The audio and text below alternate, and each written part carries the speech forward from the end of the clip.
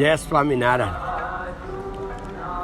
આજે first time હું તો આ નીલકંઠ ધામ આવ્યો, પણ આવ્યા પછી જે મારું ઇલ્યુવિઝન હતું કે નીલકંઠ ધામ આવું બનાવ્યું છે, કારણ કે આવીને બધા બહુ વાતો કરતા હતા. એટલે એવું છે કે ભાગ્ય વગર કાંઈ મળતું નથી ને સમયની પહેલાં પણ કાંઈ મળતું નથી. એમ અમારા ભાગ્યમાંની મેં સ્વામીજીને વાત કરી કે આજે 7-8 વર્ષથી આપણે આ નીલકંઠ ધામ બન્યું છે, ત્યારે અમે આજે ફર્સ્ટ ટાઈમ આવ્યા છીએ અમારા બધા મિત્રો સાથે. અહીંયા આવ્યા પછી એકદમ લાગ્યું અદ્ભુત અદ્ભુત અદ્ભુત. કેમ કે સામાન્ય રીતે ભાઈ બનાવે તો બિલ્ડિંગ બની જાય, મંદિર બની જાય, એ તો બધું બની જાય, પણ એ બોડી છે. પણ એની અંદર જે જીવ પૂરવો, તો અહીંયા છે ને જીવ પૂરેલો દેખાયો અમને. કારણ કે જે રીતે મંદિરમાં ભગવાનની પૂજા આરતી, એની વિધિ જે અમે અડધો કલાક બેસીને સાંજની સંધ્યા આરતી જોઈ, મારી 70 વર્ષની ઉંમરમાં સ્વામિનારાયણ સંપ્રદાય હોય કે બીજો કોઈ પણ સંપ્રદાય હોય, મેં કાંઈ કોઈ જગ્યાએ આવી શાંતિથી અને એકદમ સોળસોસાર જે પૂજા અને આરતી થઈ એવી મેં કોઈ દિવસ ક્યાંય લાભ લીધો નથી, ક્યાંય જોઈ નથી. એટલે હું પૂજ્ય ધર્મવલ્લભ સ્વામી અને એની આખી ટીમ, એને જેટલા ધન્યવાદ આપણે આપીએ એટલા ઓછા છે. જો કે આપણે તો પામર મનુષ્ય શું ધન્યવાદ આપીએ, એની ઉપર તો ભગવાનની કૃપા વરસી રહી છે. આ બધું ભગવાનને કરવાનું હતું, નર્મદાજીને પટમાં, નર્મદાજીના સાનિધ્યમાં. એ તો એમની જ યોજના હોય, પણ એ કોને લાભ અપાવવો, એટલે ભગવાનને જ બનાવ્યું છે, ભગવાનનું જ છે, અને ભગવાનને જ અહીં બિરાજમાન થવું હતું, પણ એ કોના થકી થાય.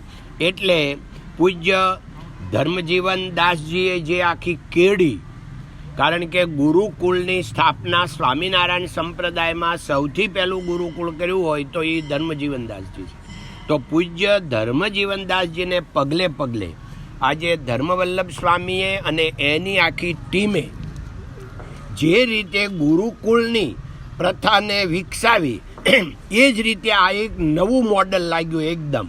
અને સ્વામીજીએ બહુ સરસ વાત કરી કે અહીંયા આપણે તીર્થધામ બનાવ્યું છે, જેમાં કોઈ પણ જાતના સંપ્રદાયિક નથી.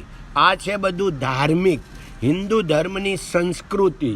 એટલે હિન્દુ ધર્મની સાથે સાથે અહીંયા તો આ અદ્ભુત, આ અહીંયા જોવા માટે લોકો મુસ્લિમ હોય, ખ્રિસ્તી હોય, કોઈ પણ નાત જાતના ભેદભાવ વગર બધા અહીંયા મુલાકાત લેશે. અને સ્વામીજીએ મને માહિતી આપી કે 4 કરોડ માણસોએ અત્યાર સુધીમાં અહીંયા વિઝિટ કરેલી છે. એટલે આ એવી એક તીર્થધામ જે આખા વિશ્વ લેવલનું બની ગયું છે. એટલે અને વધારે કદાચ કહેવામાં વધારે પણ લાગે, પણ આપણને ખબર છે કે આપણે કંઈ સ્વામીજી પાસેથી ઇનામ જોઈતું ને સ્વામીજીને કોઈના સર્ટિફિકેટની જરૂર નથી.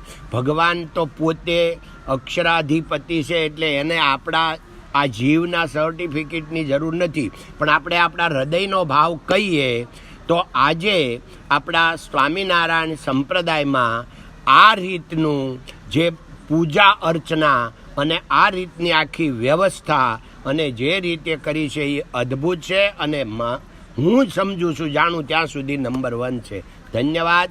મને આજે અહીંયા અને મને મારી સાથે મારા બનેવી વીબી નારોલા, મિત્ર કરશનભાઈ, લક્ષ્મણભાઈ, રવજીભાઈ અને ત્રિકમભાઈ, અમારા વેવાઈ મથુરભાઈ સોજિત્રા, નાનુભાઈ, દેવચંદભાઈ અને ધીરુભાઈ માળવિયા, સાથે અમારે આ પ્રશાંતભાઈ ને ભગવાનભાઈ તો સ્પેશિયલ કેટલા અમારા પ્રેમી છે.